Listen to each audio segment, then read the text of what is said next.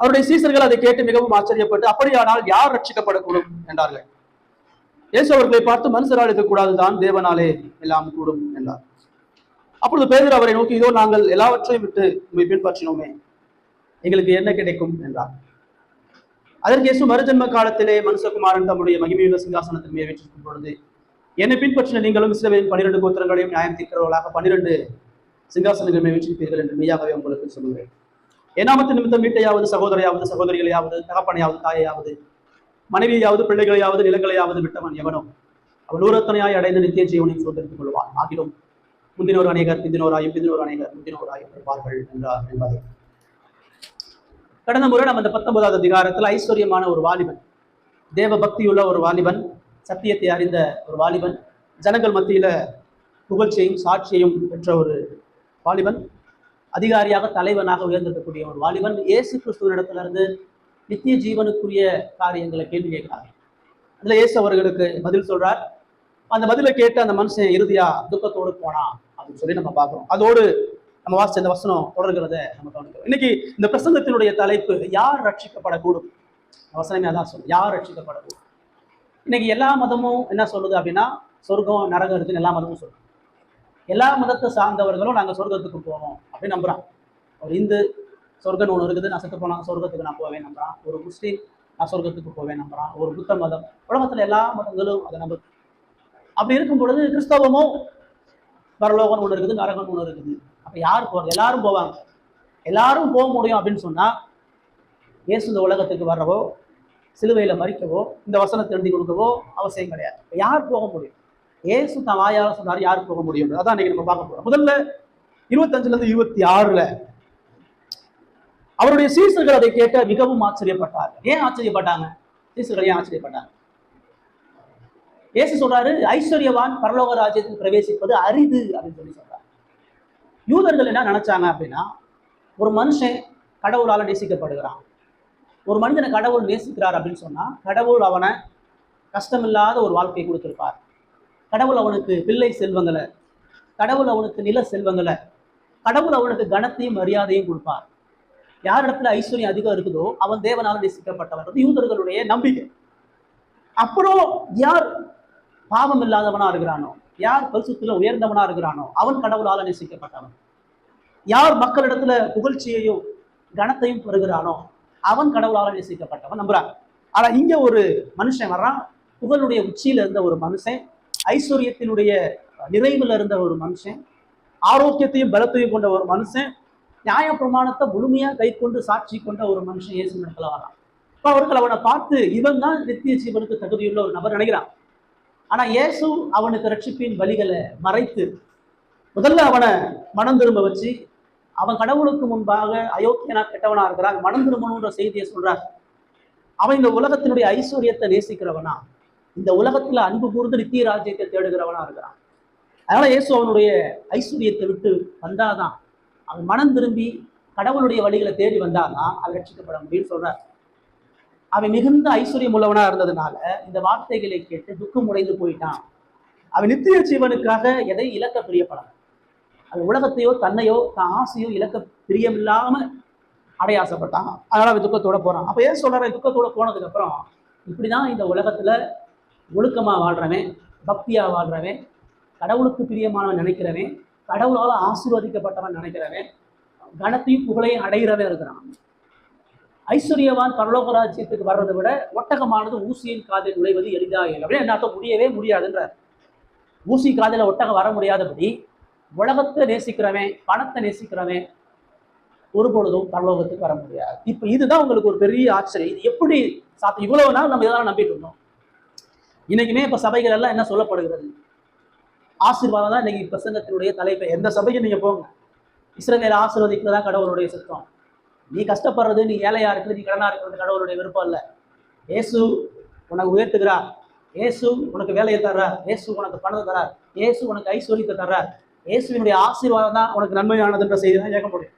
நான் இயேசு அப்படிப்பட்ட மனுஷன் ஒரு பொழுதும் பரலோகத்துக்கு போக முடியாது அப்படின்னு. இப்ப இதுதான் அவர்களுக்கு ஆச்சரியம். ஏன்னா அவங்க அப்படியே நினைச்சிட்டு இருக்கிறார். அவங்க இயேசுவை பின்பற்றி வந்ததுக்கான காரணமே, நமக்கு இப்படி ஒரு பாதுகாப்பான ஒரு வாழ்க்கை, கஷ்டம் இல்லாத ஒரு வாழ்க்கை, ஒரு ஏழ்மை இல்லாத, வறுமை இல்லாத, ஒரு நோய் இல்லாத, ஒரு ஒரு புகழ்ச்சிக்குரிய மேன்மைக்குரிய ஒரு வாழ்வை இயேசு தரப்போறான்னு பின்பற்றி வந்த உடனே யாரு போவான்னு அவங்க நினைச்சாங்களோ அவனே போக மாட்டான்ட்டார். அப்போ உங்களுக்கு ஒரு ஆச்சரியம், இவ்வளவு பக்தியுள்ள ஒரு மனுஷன், இவ்வளவு பரிசுத்தமான ஒரு மனுஷன், ஒழுக்கமுள்ள ஒரு மனுஷன், ஐஸ்வர்யத்தினால பதவினால அலங்கரிக்கப்பட்ட இவனுக்கு பரலோகம் இல்லைன்னா வேற யாருக்கு தான் போக முடியும், யாருக்கு தான் கிடைக்கும்? அதான் கேட்கிறாங்க ஆச்சரியப்பட்டு, யார் ரட்சிக்கப்படக்கூடும்?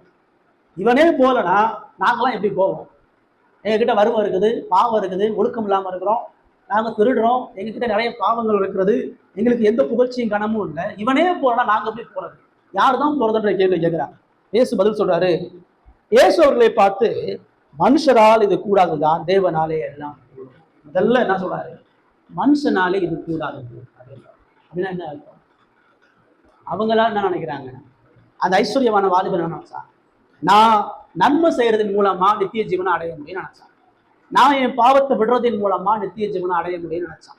நான் என்னை பரிசுத்தப்படுத்துறதின் மூலமா, நான் கடவுளுக்கு பணி செய்யறதின் மூலமா, நான் உலகத்தை வெறுத்து நித்தியத்தை வாஞ்சிக்கிறதின் மூலமா, நான் மற்றவங்க முன்னாடி சாட்சியா வாழ்றதின் மூலமா பரலோகத்தை அடைய முடியும்னு நினைச்சான். ஏன் சொல்றாரு? மனுஷரால இது கூடாதுன்றார். சுவிசேஷத்துடைய தார்மீக சத்தியமே இதுதான், மனுஷனால கூடாது. கள்ள போதனைக்கும் உண்மையான சத்தியத்துக்குமான முரண்பாடே இதுதான், மனுஷனால கூடாது. மனுஷனால என்ன கூடாது?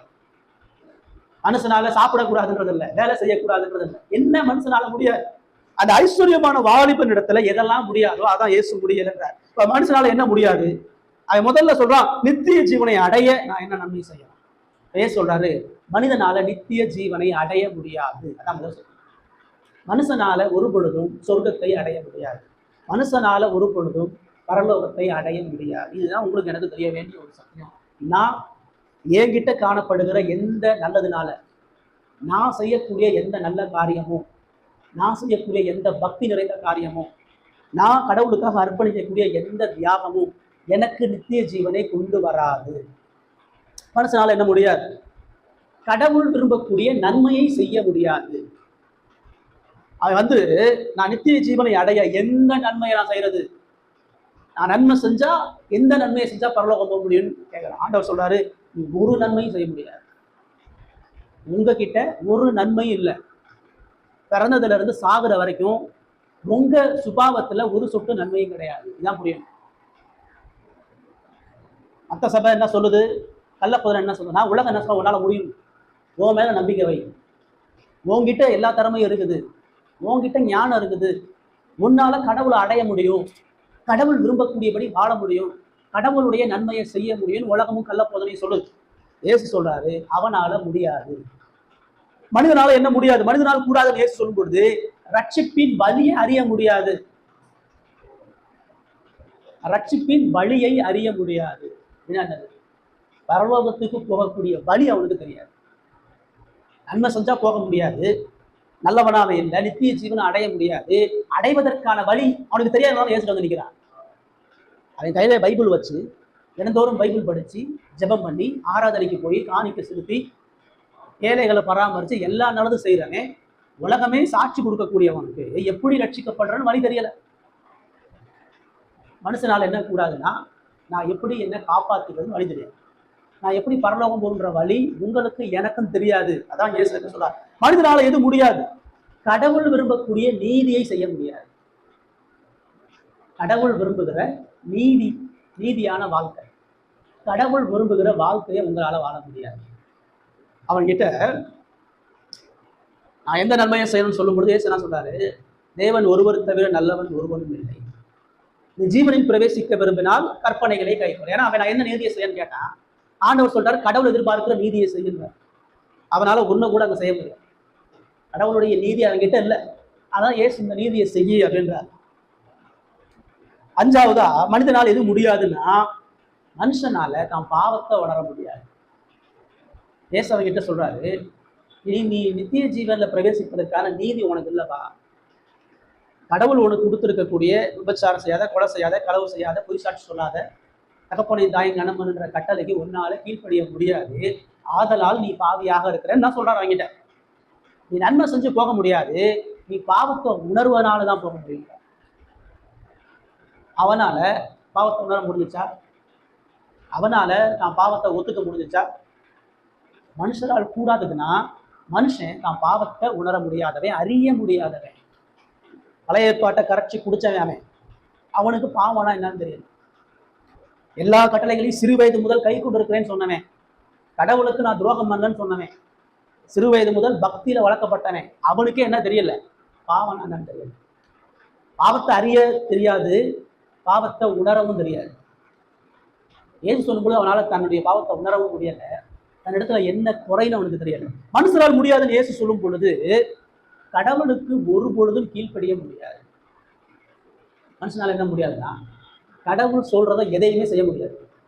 உங்களால், இங்க இருக்கிற யாராலையும் கடவுளுடைய நீதி இல்லாதனால கடவுள் சொல்வதை ஒரு நொடி கூட செய்ய முடியாது. அவனால இயேசு சொன்ன ஒன்றை கூட செய்ய. அவர் சொல்ற கற்பனைகளை கை கொள்ளுன்றாரு. அவன் என்ன சொல்றான்? சிறு வயது முதல் கை கொண்டு இருக்கிறேன். அதுல ஒன்னையுமே அவன் செய்யல, ஆனா எல்லாமே செய்கிறேன். இதுதான் அவனுடைய வஞ்சம். அவனுக்கு மனுஷனால என்ன முடியாதுன்னா தன்னுடைய தேவை என்ன என்பதை உணர முடியாது. உங்க பிரச்சனை என்னன்னு உங்களுக்கு தெரியாது, அதான் பெரிய பிரச்சனை. உங்களுக்கு எது தேவைன்னே உங்களுக்கு தெரியாது. நீங்க அவசியம் இல்லாத தேவைன்னு நினைக்கிறீங்க. உங்க வாழ்க்கையில் என்ன தேவைன்னா ஒரு பட்டியல் போடுவீங்க. எனக்கு இதெல்லாம் இருந்தால் கொஞ்சம் நல்லா இருக்கேன், இதெல்லாம் இருந்தால் சந்தோஷமா இருக்கு. அதெல்லாம் இருந்தாலும் நீங்க ஆசைப்படக்கூடிய எதை அடைஞ்சாலும் உங்களுக்கு சந்தோஷம் கிடையாது. பிரச்சனை உங்களுக்கு எது சந்தோஷம் தருவது உங்களுக்கே தெரியாது. உங்களுடைய வாழ்க்கையினுடைய நிம்மதி எது என்பதை உங்களால் உணர முடியாது, அவனுக்கு தெரியல. அப்ப இயேசு அவனுக்கு அங்க விளக்கப்படுத்துறார். அடுத்த அந்த பகுதியில என்ன சொல்றான்? சிறு வயது முதல் கை கொடுக்க இன்னும் என்னிடத்தில் குறைவு என்னன்னு சொல்லி கேட்கிறான். என்கிட்ட ஒரே ஒரு குறை இருக்குது, அந்த குறை என்னன்றது எனக்கு தெரியல அப்படின்னு. அந்த குறையில் அந்த குறைக்கான நீதியான தண்டனை இருக்குன்னு அவனுக்கு தெரியல. மனுஷனால என்ன முடியாது, என்ன தெரியாதுன்னு ஆண்டவர் சொல்றாருன்னா அவனுக்கு வரக்கூடிய அழிவையும் நியாய தீர்ப்பையும் உணர தெரியாது. மனிதனுக்கு பாவம் தெரியாதனால பாவத்துக்கான தண்டனையும் தெரியாது, பாவத்துக்கு நியாய தீர்ப்பு இருக்குன்றதையும் உணர தெரியாது, பாவத்துக்கு நித்திய அழிவு உண்டுன்றதையும் அவனால உணர முடியாது. பேசுவான், சொல்லுவான், ஆனா அவன் இருதயத்துல ஒருபொழுது உணர முடியாது. இந்த ஐஸ்வர்யவான வாலிபனுக்கு இது எதுவுமே தெரியல. ஏசு அவன் பேசுறது ஒவ்வொன்றா லிஸ்ட் போட்டு சொல்றாரு. அவனால என்ன தெரியாது? மனுஷனால் கூடாதுன்னா எனக்கு மனுஷனால தான் சொந்த இருதயத்தை உணர முடியாது. மனிதனால தான் சொந்த இருதயத்தையும் அவனுடைய ஆத்தும பிரச்சனைகளை உணர முடியாது. ஏசா அவனுக்கு வெட்ட வெளிச்சமா அவனுடைய பிரச்சனைன்னு ஸ்கேன் பண்ணி சொல்றாரு. உன் ஹார்ட்ல எவ்வளவு பெரிய ஒரு பிரச்சனை இருக்குப்பா, இதுதான் உன் பிரச்சனைன்னு சொல்றாரு. அவனுக்கு அந்த பிரச்சனையை பார்க்கக்கூடிய கண் அங்க இல்லை, தன்னுடைய குறைவு இல்லை, தன்னுடைய அழிவை குறிச்ச எந்த உணர்வு அவனுக்கு இல்லை. இருதயம் எவ்வளவு கேடுன்றத அவர் சொல்றாரு. உன் இருதயம் பணத்துல இருக்குப்பா, பணத்தை நேசிக்கக்கூடிய இருதயத்தை கொடுக்கிற நீ நித்திய ஜீவனை எப்படி சோதரிப்ப, கடவுளுடைய நீதியை எப்படி கை கொள்ளுவ, பாவத்தை எப்படி உணர்வ, உன் தேவை எப்படி உணர்வன்றதை ஏசு அங்க சொல்றாரு. ஏசு சொல்றாரு, நீ பூரண சர்க்குணனாய் இருக்க விரும்பினால் உனக்கு உண்டானவைகளை விற்று தரித்திரத்திற்கு கொடு, அப்பொழுது பரலோகத்தில் உனக்கு பொக்கிஷம் உண்டாயிருக்கும் சொல்றாரு. நீ உண்மையாகவே கடவுள் விரும்பக்கூடிய அந்த ஜீவனை சுதந்திரிக்கணும் அப்படின்னு சொன்னா உனக்கு இருக்கிற வெற்றி போடுன்றார். என்ன சொல்ல வர்றாங்க? நாம பாவத்தை விடுன்றத அங்க டைரக்டா சொல்லப்படுது. உன் இருதய நேசிப்பதை விட்டுட்டு வாங்குற. அப்ப மனிதனால பாவத்தை விட முடியாது. மனிதனால கூடாதுன்னே சொல்லும் பொழுது அவனுடைய சொந்த இச்சைகளை விட முடியாது, அவனுடைய சொந்த பாவத்தை அவனால நிறுத்த முடியாது. அவன் செய்யக்கூடிய பாவத்தை, பாவ பழக்கத்தை, பாவ சுபாவத்தை நிறுத்த முடியாது, விட முடியாது, வர முடியாது. இது எல்லாமே அவங்ககிட்ட இருக்குது. அதாவது இயேசு அங்க சொல்றாரு, மனிதனால என்ன முடியாதுன்னு சொன்னா அவனுடைய சொந்த மதியினத்தை, அவனுடைய கழக குணத்தை உணர முடியாது. இயேசு அவனோட எவ்வளவு கோபமா பேசிக் கொண்டிருக்கிறான். அவனுடைய சுய நீதியினுடைய ஆபத்தை இயேசு வெளிப்படுத்தி நீ ஒண்ணுமே இல்லாதவன் தான் சொல்லிட்டு இருக்கிறார். முன்னால அற்பமான ஒரு விஷயத்தை கூட விட முடியாது. நீ அவ்வளவு மதியின உண்ணவே, அழியக்கூடிய ஒரு பணத்துல உன் இருதயம் இருக்குது.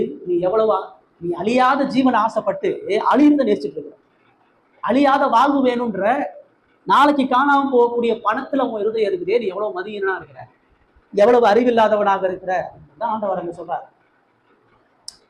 அடுத்த ஆண்டவர் என்ன சொல்றாருன்னா, நீ அதை போய் வித்து தரித்திரருக்கு கொடு அப்படின்ற. பாவ பழக்கத்தை விட்டு கடவுளுடைய அன்பை சக மனிதனுக்கு கொடுன்றார். இன்னொருத்தனை உண்மையா அன்பு கூறுன்றார். அவனால் அது முடியலை.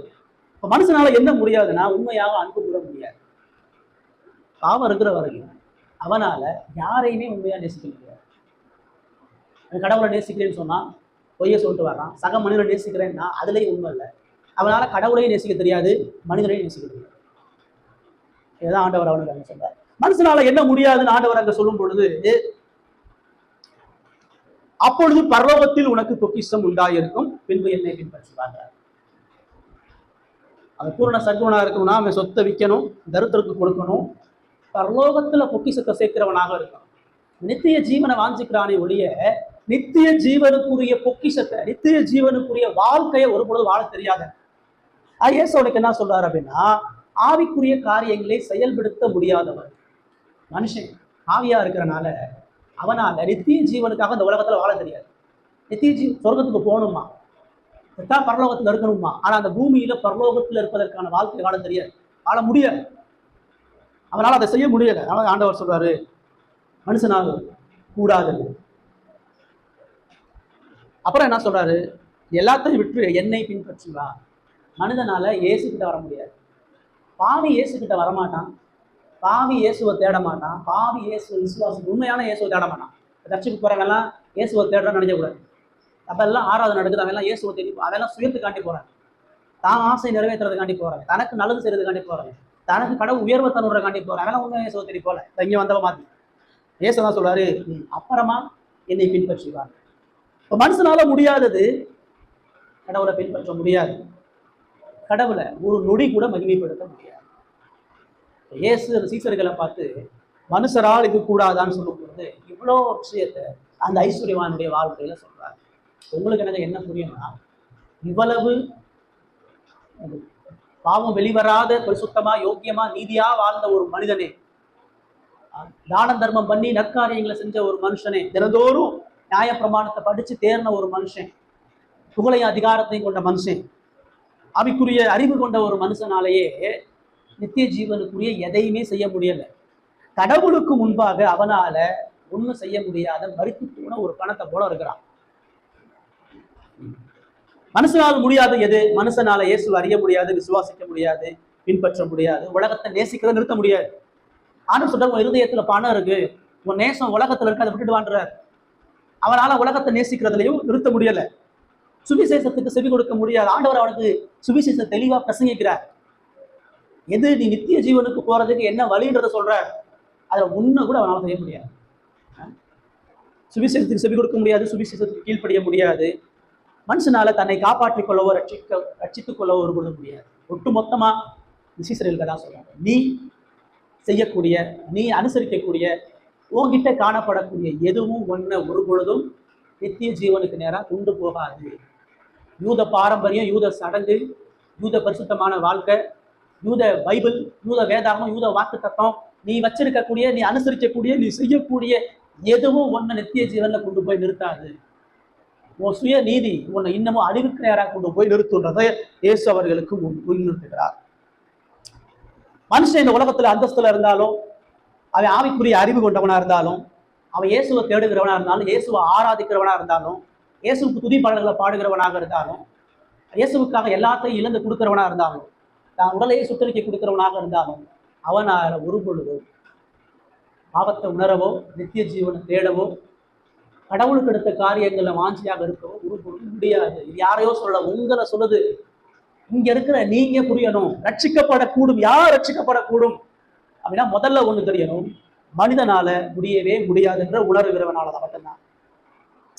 கடவுளுக்கு முன்பாக மனுஷன் பூஜ்ஜியத்திலும் பூஜ்ஜியமானவன். கடவுள் மனிதனுக்கு மார்க் போடணும்னா 0 மார்க் தான் போடுவார். உங்ககிட்ட கடவுள் விரும்பக்கூடிய காரியம் ஒரு சொட்டு கூடங்க. இதை புரியாம ரட்சிப்ப எந்த ஒரு மனிதனும் புரிந்து கொள்ள முடியாது. பெரிய ஒரு யுத்தமே இதுதான் நடக்குது. ஒரு கூட்டம் சொல்லுது, உன்னால விசுவாசிக்க முடியும், உன்னால கடவுள்கிட்ட வர முடியும், உன்னால பாவத்தை ஜெயிக்க முடியும், உன்னால பரலோகத்தை அடைய முடியும், உனக்கு கடவுள் எல்லாம் செஞ்சுட்டு போயிட்டாரு, கடவுள் உன்னை ஐஸ்வர்யராக்க முடியும், கடவுள் உன்னை சுகப்படுத்த முடியும், கடவுள் உன்னை உயர்த்த முடியும், நீ முன்னெடுத்து வா, நீ கடவுளை தேடு, நீ கடவுளுடைய இருதயத்தை தட்டு, நீ கேளு, நீ கேட்டா உனக்கு பதில் இருக்குது. நீ உபவாசத்தோட கேளு, நீ கண்ணீரோட கேளு, நீ ஒழுங்கா கடவுளுடைய கடமைகளை செய், நீ இரவும் பகலும் வேதம் படி, உன்னால முடியும் கூட நான் சொல்லுது. ஆண்டவர் சொல்றாரு, மனிதரால் இது கூடாது. உங்களாலே என்னாலையும் ஒரு பொழுதும் தேவன் விரும்பக்கூடிய எதையும் சிந்திக்கவோ செயல்படுத்தவோ நேசிக்கவோ முடியாது. நீங்கள் நானும் ஒன்னே ஒண்ணுதான் செய்ய முடியும், கடவுளை கோவப்பட்டதான். இந்த ஐஸ்வர்யவானுடைய எல்லா நீதியும், எல்லா பரிசுத்தமும், எல்லா இழப்புகளும், எல்லா புகழ்ச்சியும், எல்லா மேன்மைகளும் மனித பார்வையில உயர்வா இருந்தது, கடவுளுடைய பார்வையில அது அருவறுக்கப்பட்டதாக. இயேசு வாலண்டியரா அவனை துரத்தி அனுப்பி கொடுத்தார், வராது என் பக்கம். மனுஷர்கள் கூடாதான், தேவனாலே எல்லாம் கூடும். ஆதியில முடிக்கல. யாருப்பா ரட்சிக்கப்பட முடியும்னு கேட்கும்போது பதிலு, மனுஷனால கூடாதுன்னு நீ உணரும் பொழுதுதான் தேவனாலே எல்லாம் கூடும். தேவனால என்ன முடியும்? இதுக்கு அப்படியே ஆப்போசிட். தேவன் ஒருவரால மட்டும்தான் நித்திய ஜீவனை தர முடியும். தேவன் ஒருவரால மட்டும்தான் மனிதனுக்கு நன்மையை காட்ட முடியும். தேவன் ஒருவனால மட்டும்தான் ரட்சிப்பின் வழியை வெளிப்படுத்த முடியும். தேவன் ஒருவனால மட்டும்தான் நீதியை செயல்படுத்த முடியும். தேவன் ஒருவனால மட்டும்தான் மனிதனை பாவத்தை உணர வைக்க முடியும், அவனுடைய பாவத்தை அறிய வைக்க முடியும். தேவன் ஒருவரால மட்டும்தான் மனுஷனை கீழ்ப்படிய பண்ண முடியும். தேவன் ஒருவரால மட்டும்தான் மனுஷனுக்கு அவனுடைய தேவையை உணர்த்த முடியும். தேவனால மட்டும்தான் மனிதனுடைய அழிவையும் நியாய தீர்ப்பையும் புரிய வைக்க முடியும். தேவனால மட்டும்தான் மனிதனுடைய சொந்த இருதயத்தையும் ஆத்ம வீழ்ச்சியும் சொல்ல முடியும். தேவனால மட்டும்தான் மனிதனுடைய மதியினத்தையும் கலகுணத்தையும் சொல்ல முடியும். தேவனால மட்டும்தான் பாவத்தை மேற்கொள்ள வைக்க முடியும். தேவனால மட்டும்தான் ஆவிக்குரிய காரியங்களில் வாழ வைக்க முடியும். தேவனால மட்டும்தான் மகிமைக்கான காரியங்களை செய்ய முடியும். தேவனால மட்டும்தான் உலகத்தை ஜெயிக்க முடியும், உலகத்தை நேசிக்கிறத விட வைக்க முடியும். தேவனால மட்டும்தான் செவி கொடுக்க, சுவிசேஷத்துக்கு செவி கொடுக்க வைக்க முடியும், கீழ்ப்படுத்த முடியும். கடவுளால மட்டும்தான் மனிதனை ரட்சிக்க முடியும்.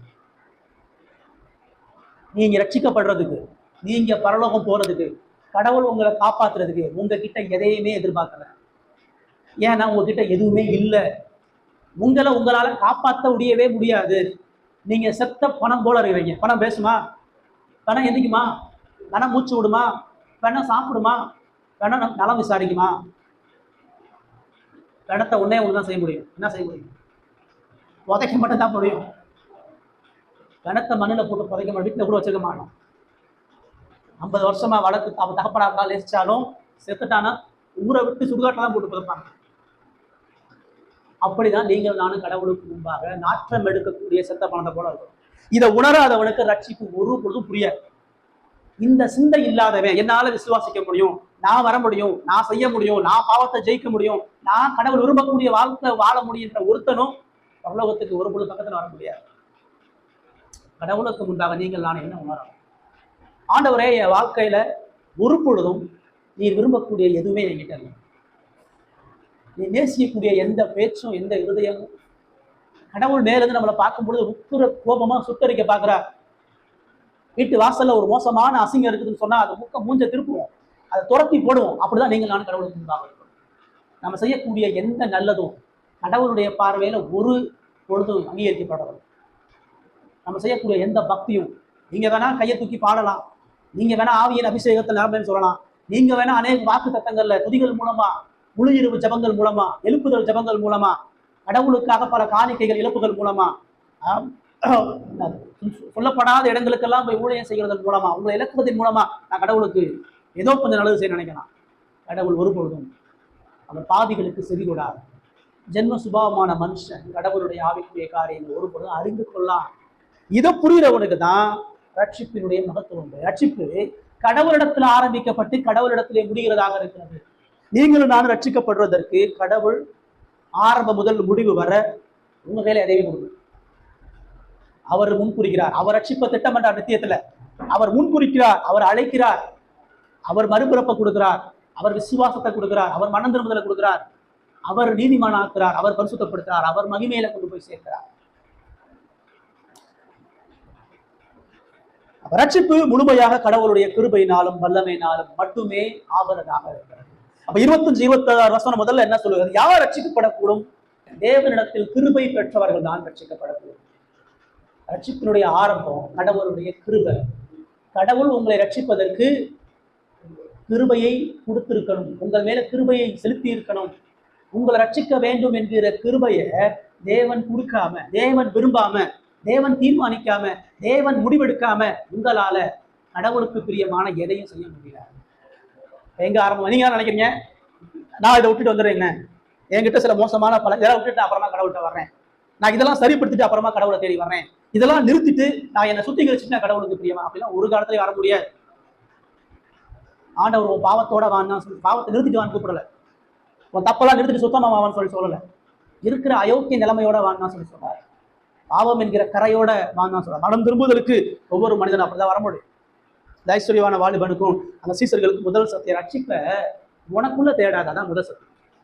உன்னைய பார்த்து ரட்சிப்பை தேடாது, கடவுளுடைய மண்டிட்டு கடவுளுடைய கிருபையை நோக்கிப்பார், கடவுளுடைய கிருபையினுடைய இரக்கத்தை கேளு, அதுதான் உனக்கு ரட்சிப்புக்கான முதல் காரியமாக இருக்கும். 2வது 27-28 வசனம் வாசிங்க. 27-28.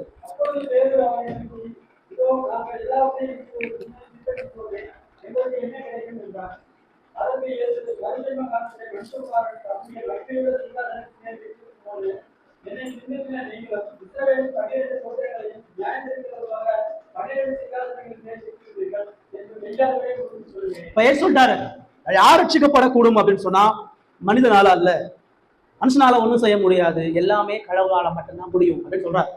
சொன்ன உடனே பேதருக்கு ஒரு கேள்வி வருது, இதோ நாங்கள் எல்லாவற்றையும் உண்மை பின்பற்றினோமே, எங்களுக்கு என்ன கிடைக்கும் அப்படின்னு சொல்லி அவர் சொல்றாரு. எங்ககிட்ட எதையுமே கடவுள் எதிர்பார்க்கல, எங்கிட்ட எந்த நன்மையும் எல்லாத்தையும் அவர் தான் செய்கிறார் அப்படின்னா இப்ப நாங்க இறந்து வந்ததெல்லாம் அர்த்தமற்றதா? நீர் எங்களை கூப்பிடும் பொழுது எங்க குடும்பத்தை விட்டுட்டு வந்தோமே, எங்க வீட்டை விட்டுட்டு வந்தோமே, உமக்காண்டி இவ்வளவு இறந்து செஞ்சமே, எதுவுமே பிரயோஜனம் இல்லையா? இது எதுவுமே பிரயோஜனமா ஒண்ணுமே இல்லையா அப்படின்னு சொல்லி அவங்க கேட்கிறான்.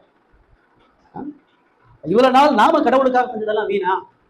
கடவுளுக்காக நம்ம பிரயாசப்பட்ட பிரயாசங்கள், இழப்புகள், இயேசுவோட பட்ட அவமானம், இயேசுவுக்காக பட்ட எதிர்ப்பு, இயேசுவுக்காக தூக்கம் இல்லாம படகுலையும் மலைகளையும் கிராமங்களையும் நடந்து போனது, அவர் பசியா இருக்கும் பொழுது பசியா இருந்தது, அவர் தாகமா இருக்கும் பொழுது தாகமா, இது எல்லாமே பிரயோஜனம் இல்லையா? எதுவுமே நம்மளோட லட்சியத்துக்கு உதவாதா? அதான் கேட்கிறாங்க. நாங்கள் எல்லாவற்றையும் பின்பற்றினோம். ஐஸ்வர்யவான வாலிபன்ட்ட பணத்தை விட்டு வாழ்றார், ஐஸ்வர்யத்தை விட்டு வாழ்றார். ஆனா இவர்கள் சீசர்கள் அழைக்கும் பொழுது என்னை பின்பற்றி தான் சொல்லும் பொழுது அவங்க படகுகளையும் தாய் தகப்பன் மனை குடும்பத்தை விட்டு வந்தாங்க. மத்திய அரசு வேலையில உயர்ந்த பதவியில இருக்கிறான், என்னை பின்பற்றி வரும்போது வேலையை இழந்துட்டு வந்தான். இப்ப அவன் இலக்காக நாங்க இழந்திருக்கோமே, அந்த பணக்காரனால இழக்க முடியாது, ஆனா நாங்க எல்லாத்தையும் இழந்து வந்தோமே, இப்ப இந்த இழப்புகள்லாம் ரட்சிப்புக்கு பிரயோஜனம் இல்லையா? நாங்க இழந்து வந்தது எங்களுக்கு ரட்சிப்பை சம்பாதித்து கொடுக்காதான்ற கேள்வியை அவங்க கேட்கிறாங்க.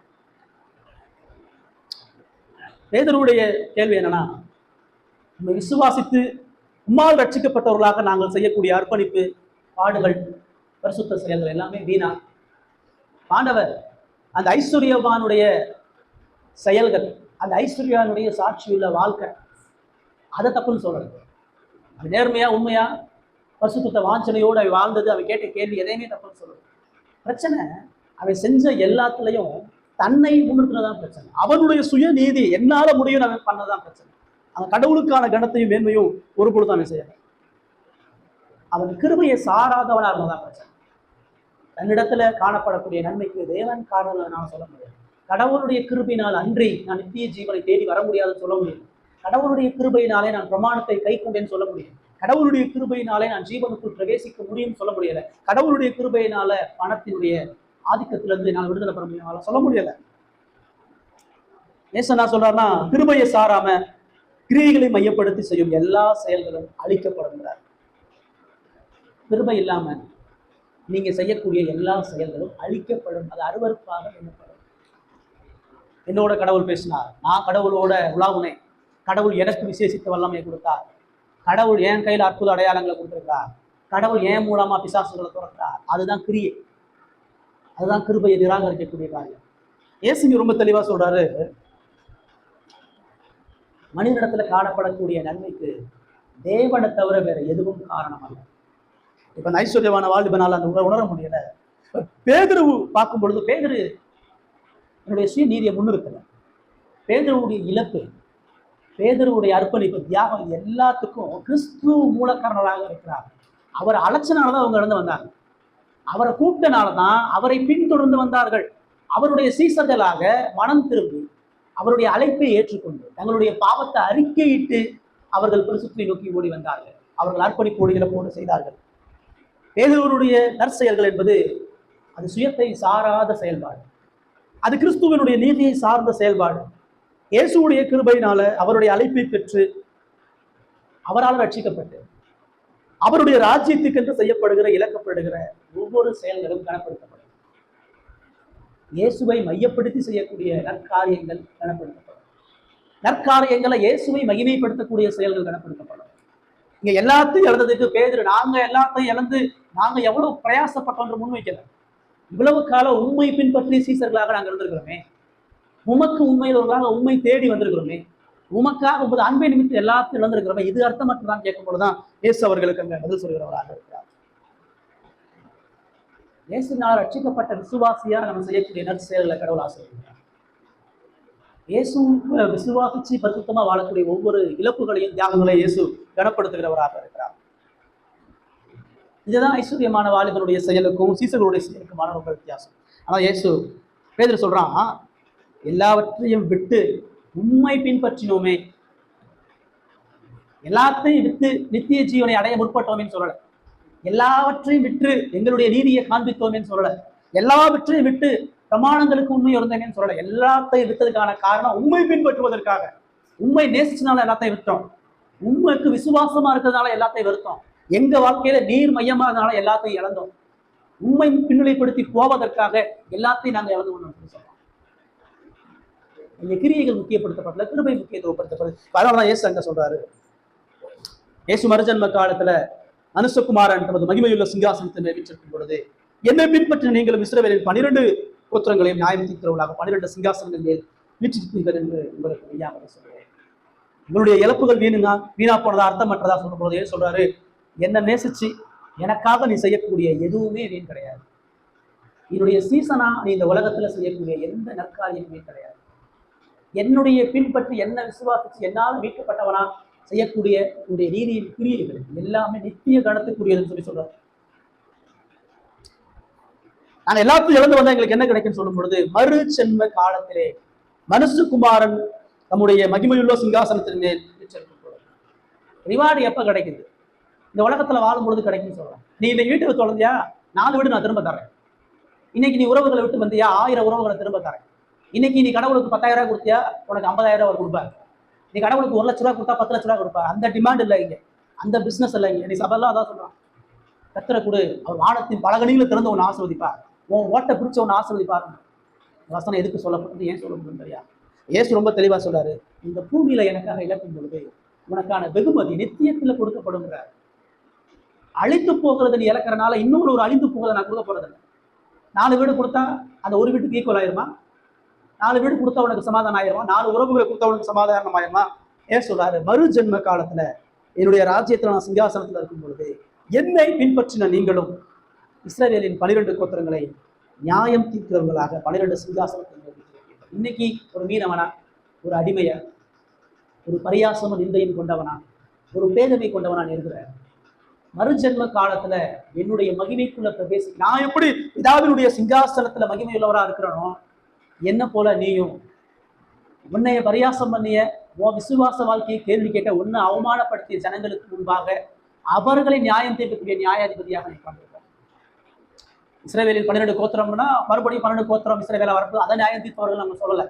அவர்கள் அந்த யூத சீசர்களுக்கு புரியும்படியாக உனக்கு மகா மேன்மையான கனமும் இந்த உலகத்துல நீ பட்ட அவமானங்களுக்கும் பரியாசங்களுக்கும் எனக்காகவும் சத்தியத்துக்காகவும் நீ படக்கூடிய எல்லா இழப்புகளுக்கும் உனக்கு மேன்மையான மகிமையான அழிவில்லாத கனத்தை நான் கொடுப்பேன் சொல்லி சொல்றேன். கடவுளுடைய ராஜ்யத்துக்கென்று செய்யக்கூடிய எல்லா காரியங்களுக்கும் வெகுமதிகள் நிச்சயம் ஒன்று சொல்லி சொல்றாங்க. என்ன சொல்றாங்க சீசர்கள் அப்படின்னு சொன்னா, இந்த உலகத்துல நீ மனிதர்களுக்காக செய்யக்கூடிய எதுவுமே அழிஞ்சு போயிடும். இந்த உலக பொறுப்புகளுக்காக நீ படக்கூடிய எல்லா பிரயாசங்களும், இந்த உலகத்தினுடைய நன்மைக்காகவும் மற்றவர்களுடைய தேவைகளுக்காகவும் நீ செய்யக்கூடிய எதுவும் இந்த உலகத்துல நினைச்சிருக்க. இந்த உலகத்துல கிறிஸ்துவுக்காக நீ எதை இழக்கிறியோ அதுதான் உனக்கு நித்திய வெகுமதிகளை கொடுக்கும். நீ இயேசுவுக்காக வாழ்வதும் இயேசுவுக்காக இழக்கிறதும் மட்டும்தான் உனக்கு உண்மையான ரிவார்டு, உனக்கு நித்திய பலனை கொடுக்கும். இயேசுவுக்காக நீ செய்யாத எல்லாத்தையும் இந்த உலகத்திலே நீ அனுபவிச்சு விடுவீங்க. நீ அடையக்கூடிய படிப்பு, நீ அடையக்கூடிய வேலை, நீ அடையக்கூடிய உறவுகள், நீ சம்பாதிக்கக்கூடிய புகழ், நீ சம்பாதிக்கக்கூடிய அதிகாரம், உன்னுடைய ஒழுக்கமான சாட்சி, இந்த ஐஸ்வர்யமான வாலிபன் எல்லாத்தையும் சம்பாதிச்சான், எல்லாத்தையும் அடைஞ்சான். ஆனா எதை கொண்டு போனான்? எல்லாத்தையும் அடைஞ்சா எதை நிரந்தரமா வச்சுக்கிட்டான்? அவனுடைய புகழ் நிரந்தரமா இருந்துச்சா? அவனுடைய ஐஸ்வர்யம் நிரந்தரமா இருந்துச்சா? அவனுடைய ஒழுக்க வாழ்க்கை நிரந்தரமா இருந்துச்சா? அவனுடைய பரிசுத்த சாட்சி நிரந்தரமா இருந்துச்சா?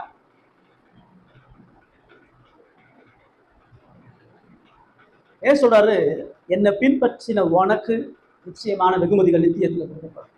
நீ மரியாதை தன்னை விட்டு எடுபடாத நல்ல பங்கை தெரிந்து கொண்டான். மாட்டாலே நீ அநேக காரியங்களை குறித்து கவலைப்படுற. எப்படி சமைக்கிறது, எப்படி வேலை செய்யறது, எப்படி சர்வே ஆகுறது, எதிர்காலம் என்ன நடக்கும், எப்படி குடும்பத்தை காப்பாற்றுறது, எப்படி இந்த உலகத்தில் நம்ம கடந்து போகிறது, எல்லாத்தையும் நீ போட்டு கவலைப்பட்டு இருக்காது. நீ என்னுடைய ராஜ்யத்தை கன்று உழைக்கும் பொழுது, என்னுடைய ராஜ்யத்தை கன்று வாடும் பொழுது, இழக்கும் பொழுது, எனக்காக நீ உன் குடும்பத்தை விட்ட, உன் வேலையை விட்ட, உன் உறவுகளை விட்ட, உன் சமுதாய அங்கீகரிப்பை விட்ட, உன் சமுதாய அடையாளங்களை விட்ட, எனக்காக பாடுகளை நிந்தைகளை அவமானங்களை நீ சந்திச்ச, உனக்கு நித்தியமான வெகுமதிகள் நான் சொல்லி சொல்றேன். இந்த பூமியில கிருபையை பெற்றுக்கொண்டு இயேசுவினுடைய தாழ்மையில பங்கெடுக்கிறவர்கள் அவருடைய மகிமையிலும் பங்கெடுப்பார்கள். இயேசுவினுடைய பாடுகளில் பங்கெடுக்கிறவர்கள் அவர்களுடைய மகிமையின் ஐஸ்வர்யத்தில் பங்கெடுப்பார்கள். இதுதான் ஆசீர்வாதம். இயேசுவை பின்பற்றுகிறவனுக்கு கொடுக்கக்கூடிய மிகப்பெரிய வெகுமதி என்னன்னு சொன்னா, கிறிஸ்துவினுடைய மகிமைக்குரிய கனத்தை மேன்மையும் அவர் தருகிறவராக இருக்கிறார். இரண்டாவது இந்த பகுதி உங்களுக்கு எனக்கு என்ன சொல்கிறது அப்படின்னு சொன்னா, யார் ரட்சிக்கப்படக்கூடும் சொன்னா, கிறிஸ்துவை பின்பற்றி வாழ்பவர்கள் ரட்சிக்கப்படக்கூடும். கடவுளிடத்துல இருந்து கிருபையை பெற்றவனே கிறிஸ்துவை பின்பற்றுகிறவனா இருப்பான். கிறிஸ்துவை பின்பற்றுகிறவனே கிறிஸ்துவுக்காக இழக்கிறவனா இருப்பான். கிறிஸ்துவுக்காக நேரத்தை கொடுக்கிறவனா இருப்பான். கிறிஸ்துவுக்காக அர்ப்பணிக்கிறவனா இருப்பான். கிறிஸ்துவுக்காக இழந்து வாழுகிறவனா இருப்பான். இன்னைக்கு இழக்கிறதே இல்லை. இன்னைக்கு மக்களுக்கு எல்லாருக்கும் அடையிறது தான் வாழ்க்கையே. இயேசுட்ட இருந்து அடைய தான் பார்க்குறான்னு, இயேசுட்ட இருந்து இழக்க பார்க்குறான். சொல்றாரு, நீ எதை இழக்கிறையோ அது உனக்கு ரிவார்டாக கொடுக்கப்படும் சொல்றாரு. யோசிங்க, ரட்சிப்பு அப்படின்னா நான் இல்லாத ஒரு நிலையை புதுசா அடைஞ்சு உயர்றதில்லை. நான் ரொம்ப ஏழையா இருந்தேங்க, இன்னைக்கு நல்ல நிலைமைக்கு வந்திருக்கிறேன். நான் ரொம்ப அயோக்கியனா இருந்தேன், இன்னைக்கு கொஞ்சம் பரிசுத்தமா வாழ்ந்துட்டு இருக்கிறேன். நான் இப்போ என் சாட்சியை கெடுத்துட்டு வாழ்ந்துட்டு இருக்கேன், இப்போ உடைய சாட்சி பலமா இருக்கு. இதெல்லாம் கிறிஸ்தவ வாழ்க்கை. இது ஆசீர்வதிக்கப்படும் ஆண்டவர் அங்க சொல்லுங்க. கிறிஸ்தவ வாழ்க்கை என்பதே இழப்பதையும் அர்ப்பணிப்பையும் ஜீவனுக்குரிய காரியங்களை விசுவாசத்தோடு இயேசுவை பின்பற்றக்கூடிய சீசனா நீங்க. இயேசுவை பின்பற்றீங்களா, உலகத்தை பின்பற்றீங்களா? இயேசுவினிடத்துல இருந்து புகழ் வேணுமா, உலகத்துல இருந்து புகழ் வேணுமா? இயேசு கிறிஸ்துவின் இடத்துல இருந்து கனமும் வேண்மையும் வேணுமா, உலகத்துல இருந்து வேணுமா? உங்களை பார்த்து மனுஷனை புகழணுமா, இயேசு புகழணுமா? உங்க சாட்சி இயேசுவுக்கு பிரயோஜனமா இருக்கணுமா, உலகத்துக்கு பிரயோஜனமா இருக்கணும்? உங்களுடைய அன்பு, உங்களுடைய இழப்பு, உங்களை சார்ந்திருக்கக்கூடிய எல்லாவற்றின் மூலமாக தேவனுக்கு கிறிஸ்துவுக்குமான மகிமை போகிறதா? அந்த உலகம் எங்க உழைக்கிறோம், எங்க நேரத்தை செலவு பண்றோம், எங்க நம்முடைய இழப்பு இருக்குன்னு மனுஷனுக்காண்டி இழப்போம், மனுஷனுக்காண்டி உழைப்போம், மனுஷனுக்கு நல்ல பேர் வாங்குறதுக்காண்டி பல காரியங்களை நம்ம செய்யணும். மனிதனுடைய புகழ்ச்சிக்காக பல காரியங்களை பிரயாசப்படுறோம், பல கண்டுபிடிப்புகள், பல விஷயத்தை மனுஷன் செய்யறான். அது எதுவுமே கடவுளுக்கு முன்பாக ஆசீர்வதிக்கப்பட்டதா, அங்கீகரிக்கப்பட்டதாக இருக்கிறார். இயேசுவின் நிமித்தம் இழக்கிறதா ஆசீர்வதிக்கப்படும். மூணாவது 29-30.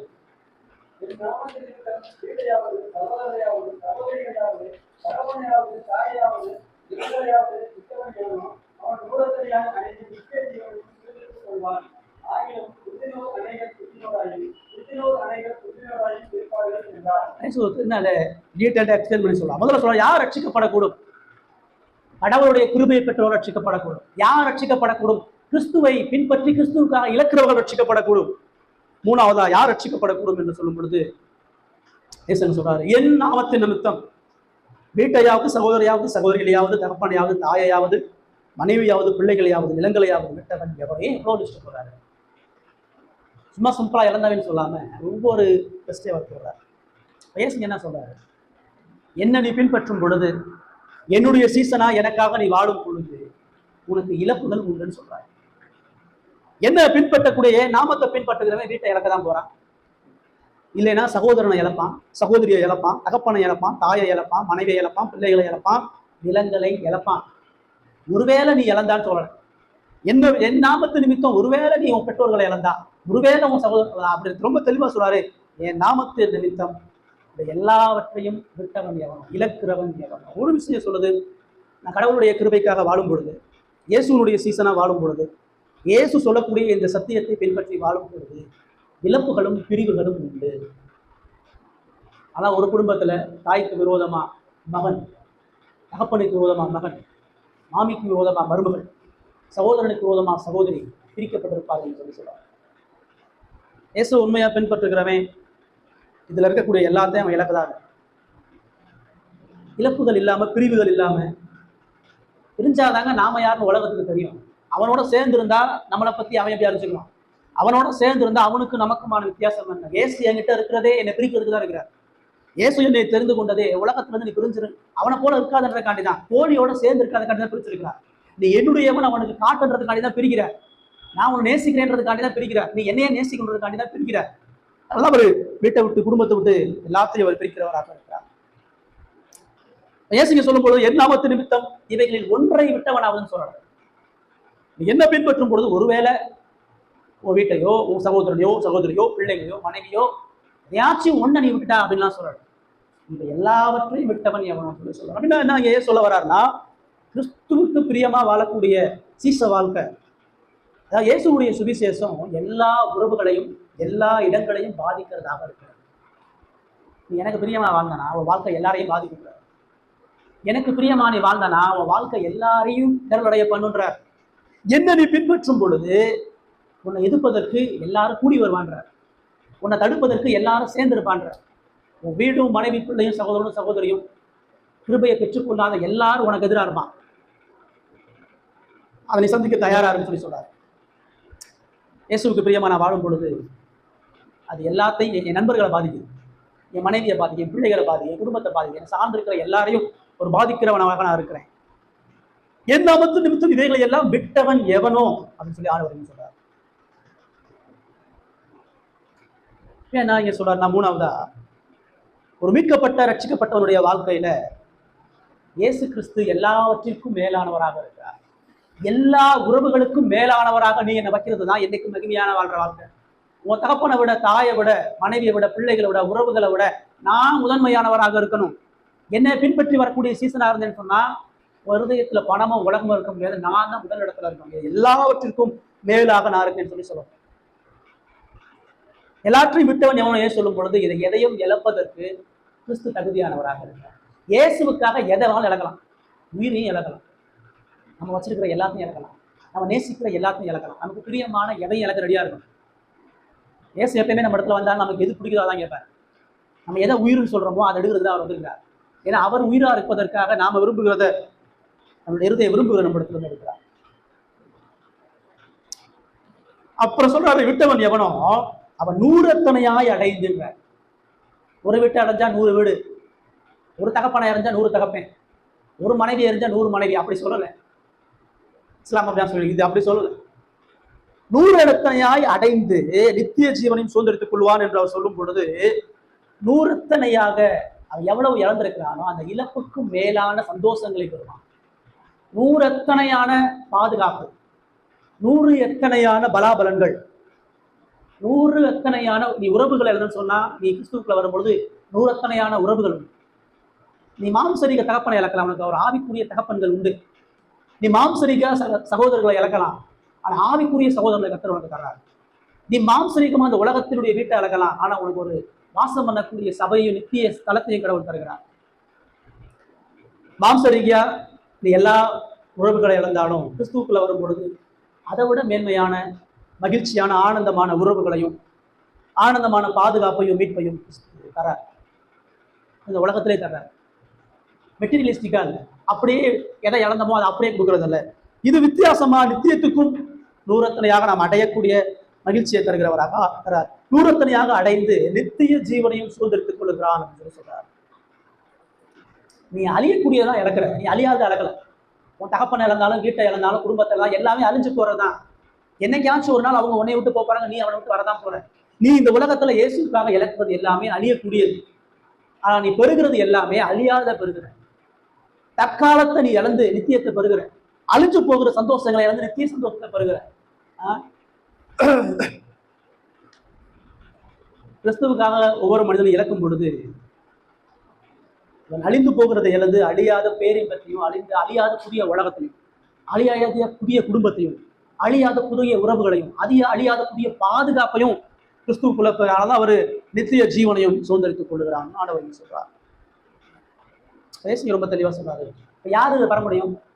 யாரு 100 எத்தனையோ பெற முடியும்? யாரு நித்திய ஜீவனை பெற முடியுமோ? யாரு விடுகிறானோ, யார் இழக்கிறானோ அவன் தான் பெற முடியும். சிலுவையை சுமக்குவர்கள் தான் கிரீடத்தை சுமக்க முடியும். சிலுவையை சுமக்காதவனுக்கு கிரீடம் கிடையாது, அவருக்கே கிடையாது. நீங்கள் நானும் எனக்கு ஏன் பிரச்சனை, எனக்கு ஏன் இழப்பு?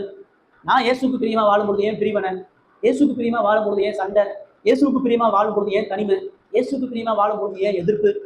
இது எல்லாமே அவர் உண்மையுள்ளவரா நீதியுள்ளவரா, அவர் ஒருவரே ஜீவனுள்ள தேவன், அவரே ரட்சகர் என்பதை அறிந்து கொள்வதற்காக இயேசுவை அனுமதிக்கிறார். பயனாள இயேசுங்க என்ன சொல்றாரு, ஆகிலும் முந்தினோர் அநேகர் பிந்தினோராயும் பிந்தினோர் அநேகர் முந்தினோராயும் இருப்பார். பேதுருக்கு சொல்றாரு. பேதுரு கேட்ட கேள்வி சரிதான், ஆனா அதுல பேதுருவினுடைய ஒரு சுயநலமும் இருக்கு. நான் எல்லாத்தையும் இழந்துட்டேன், எனக்கு என்ன கிடைக்கும், நான் எல்லாத்தையும் இழந்தேன்றது ஓகே, எனக்கு என்ன கிடைக்கும்ன்றது தப்பு. என்ன கிடைக்கும் நீ அவரை பின்பற்றக்கூடாது, என்ன எனக்கு கொடுப்பீங்கன்னு நினைச்சு நீ அவரையே அவர் கொடுத்துட்டார். முதல் உனக்கு அவர் தான் உயிரையே உனக்கு கொடுத்துட்டார், அவர் எல்லாத்தையுமே உனக்கு இழந்துட்டார். இனி அவர் கொடுக்கறதுக்கு ஒண்ணுமே இல்லை உனக்கு, இதுக்கு மேல அவர் எதையும் உங்ககிட்ட கொடுக்க முடியாது, இதை விட வேற எதையும் எதிர்பார்க்கவும் கூடாது. என்ன எனக்கு கிடைக்கும், என்ன உனக்கு கிடைக்கணும், அவருக்காக எல்லாத்தையும் எடுக்கும் பொழுது அவருக்குள்ள எல்லாமே நமக்கு கிடைக்கிறது என்று அவர் சொல்றாரு. அதான் சொன்னாரு, நீ எல்லாத்தையும் இழந்து முதலிடத்துல இருக்கேன்னு நினைக்கிற, எல்லாத்தையும் இறந்தனால நான் அந்த நித்திய ஜீவன்ல முன்னில இருப்பேன்னு சொல்லி நினைச்சிட்டு இருக்கிற. முந்தினோர் அநேகர் பிந்தினோர் ஆயும். யாரெல்லாம் இறக்குறேன், யாரெல்லாம் பாடுபடுறேன், யாரெல்லாம் நான் முன்னாடி இருக்கிறேன்னு நினைக்கிறேனோ அவெல்லாம் பிந்தினோரா இருப்பான், பிந்தினோரா இருக்கிறவன் முந்தினோரா இருப்பான் அப்படின்னு சொல்லும் பொழுது, இந்த உலக பார்வையில் மேன்மையாக எண்ணப்படுகிறார்கள், கடவுளுடைய பார்வையில கடைசியாக இருப்பாங்க. இவங்க இந்த ஐஸ்வர்யவான் முந்தினோரா இருப்பான்னு நினைச்சாங்க, இந்த வாலிபன் முந்தினோரா இருப்பான்னு நினைச்சாங்க. ஏன் சொல்றாரு, அந்த முந்தினோர் பிந்தினோராக இருப்பாங்க. இந்த உலகத்தின் பார்வையில் நீ இழந்த முன்னிலை நீ வரும்பொழுது நீ கடைசியா இருப்ப, பிந்தினோர் அநேகர் முந்தினோராக இருப்பார்கள் என்று சொல்லும் பொழுது, யார் இந்த உலகத்துல இயேசுவாக இழப்பதன் மூலமா அற்பமா எண்ணப்படுகிறார்? உலகத்தின் பார்வையில இவன் பரலோகம் போக மாட்டான், இவன் இவ்வளவு அயோக்கியனா இருக்கான், இவ்வளவு மோசமாக, இவனா கடவுளுக்கு நேசிக்கிறார். இந்த ஐஸ்வர்யவான் லாசர் ஓமையில அந்த லாசர் எல்லாரும் அப்படிதான் பார்த்தான், ஏன் சாபத்துக்குரியவன், இந்த செத்து நடக்கு தான் போறான்னு. அந்த காணிக்கை பெட்டியில காசு போடும்பொழுது எல்லாரும் யார் அதிகமா காசு போறாங்கன்னு பார்த்தாங்க. இயேசு யாரு கொஞ்சமா காசு போறாங்கன்னு பார்த்தாங்க. யாரு அற்பமா 2 காசு போட்ட அந்த விதவை எல்லாத்தையும் விட இவதான் அதிகமா போட்டான்னு சொல்றாங்க. அப்ப மனித பார்வையில மேன்மையாக எண்ணப்படுவது கடவுளுடைய பார்வையில அற்பமா எண்ணப்படுவது. கடவுளுடைய பார்வையில மனித பார்வையில அற்பமாக எண்ணப்படுகிறது, கடவுளுடைய பார்வையில உயர்வும் மேன்மையுமாக எண்ணப்படுகிறது சொல்றாங்க. மனிதனுக்கு முன்பாக புகழுக்காக வாழாமல் கடவுளுடைய மகிமைக்காக இழக்கிறவர்களே ஆசீர்வதிக்கப்பட்டார். நான் இப்படிலாம் இழந்திருக்கேங்க, நான் இப்படிலாம் கஷ்டப்படுறேன். ஒருத்தன் கிறிஸ்துவுக்காக இழக்கிறேன் எப்பயுமே நான் வாயில சொல்ல மாட்டேன். நான் என்னெல்லாம் இயேசு இருக்கேன் தெரியுமா, நான் எவ்வளோலாம் இயேசு வளர்ந்துருக்கேன் தெரியுமா, என் பிரச்சனை தெரியுமா, என் கஷ்டம் தெரியுமா, இயேசுக்காக நான் எவ்வளவு கடினப்பட்டிருக்கேன்லாம் வாயில சொல்லவே மாட்டேன். உண்மையா இழக்கிறவன் அதை இழப்பாவே அவன் சொல்ல மாட்டான். பவுல் அவலத்தையும் இழந்து உயிரையும் பணையை வச்சுட்டு சொல்றாரு, கிறிஸ்துவுக்காக நான் இழந்தது எல்லாமே குப்பை, இயேசுக்காக நான் இழந்தது எல்லாமே ஒண்ணும் இல்லை, எனக்கு முன்னாடி ஒரு லக்கு இருக்குது, அதை நோக்கி நான் ஓடுறேன்னு சொல்லி சொல்றேன். எல்லாத்தையும் நான் குப்பையை நஷ்டமாக எண்ணுகிறேன், அதுதான் கிறிஸ்துவ வாழ்க்கை. ஒட்டுமொத்தமா இயேசுங்க என்ன சொல்றாரு அப்படின்னு சொன்னா, யார் ராஜ்யத்துக்கு பிரவேசிக்க முடியும்? கிருபையை பற்றி கொண்டு சுயநீதியை விட்டு விலகிறவனால மட்டும்தான் ராஜ்யத்துக்குள்ள பிரவேசிக்க முடியும். தன்னை சார்ந்து இல்லாம கடவுளை நோக்கி பார்க்கிறவனால மட்டும்தான் பரலோக ராஜ்யத்தில் பிரவேசிக்க முடியும். 3 காரியம் சொல்றாரு. யார் ரட்சிக்கப்படணும்? கிருபையை பெருகணும். யாருக்கு எப்படி கிருபையை பெறுகிறது? கிருபையை பெறுகிறதுக்கு ஒரே ஒரு வழி, கிறிஸ்துவை சிலுவையிலே அறையப்பட்ட இயேசுவை நோக்கி பார்க்கிறது. சிலுவையை நோக்கி பார்க்கிறவனுக்கு தான் கிருபையினுடைய மகிமை வெளிப்படுகிறது. சிலுவை என்ன சொல்கிறது? நீ எல்லாம் அயோக்கியன், நீ எல்லாம் கொலகாரன்னு சொல்லுது. சிலுவை என்ன சொல்கிறது? நீ கடவுளை போட்டு மிதிக்கிறவன்னு சொல்லுது. சிலுவை என்ன சொல்கிறது? உன்கிட்ட ஒரு சொட்டு நல்லது இல்லைன்னு சொல்லுது. சிலுவை என்ன சொல்கிறது? உன் வாயில தூஷணம் மட்டும்தான் வரும்னு சொல்லுது. சிலுவை என்ன சொல்கிறதுன்னா நீ கடவுளை கொல்லாம விட மாட்டேன்னு சொல்லுது. இப்படிப்பட்ட துரோகி பலவீனனாக உங்களுக்கு எனக்கும் கடவுள் கிருபை கூர்ந்து தனது அன்பை வெளிப்படுத்தியிருக்கிறார்.